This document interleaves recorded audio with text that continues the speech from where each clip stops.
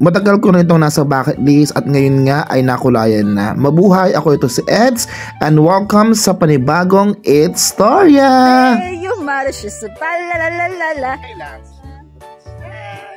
Pa-order nga po ng kiniling. Maano ulam?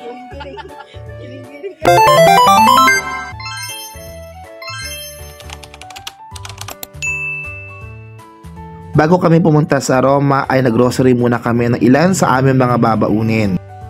Pagkatapos ay nagsama-sama na ang mga Power Ranger para sa isang laban.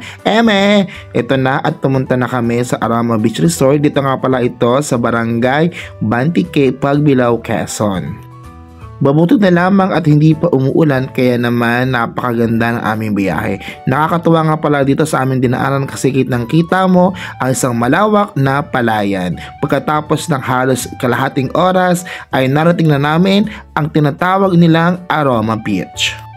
Super excited talaga ako kasi pangarap ko po talaga makarating dito dahil makakamangha ako sa mga puno na nandito. Pagkatapos namin mag-park ay hinanap na namin yung pwede namin makausap para magbayad ng entrance at ng cottage.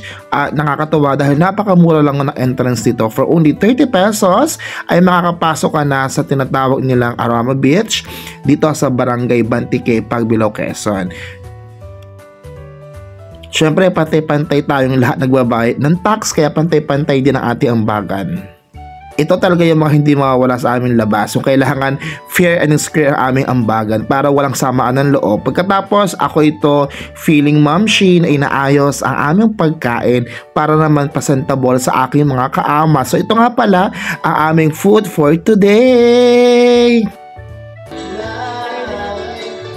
Batch 2025. Ay po ito ngayon?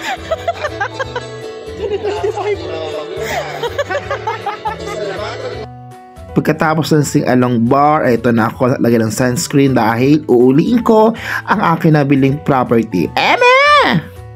Isa sa mga paborito ko puntahan talaga ay ang mga dagat. Kaya naman kapag inakit mo ako dito, promise ko sa iyo, hindi kita tatanggihan, mamahalin pa kita ng buong puso, So napakaganda dito guys, tingnan nyo naman mga kaamas sa video, diba? Ang daming mga puno, ngunit itong dagat lang talaga dito.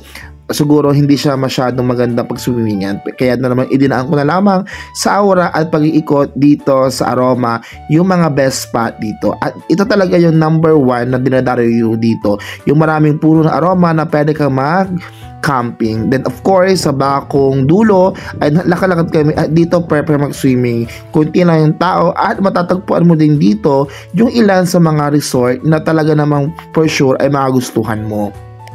May mga bucket list talaga tayo na matagal nating matupad. Pero sabi nga, when the time is right, I the Lord make it happen. Iba talaga ang nagagawa ng pahinga na katulad nito. Napakasaya ng aking puso at napakapayapa ng aking isipan dahil makalipas ang tatlong taon, narating ko na ang tinatawag nilang Aroma Beach.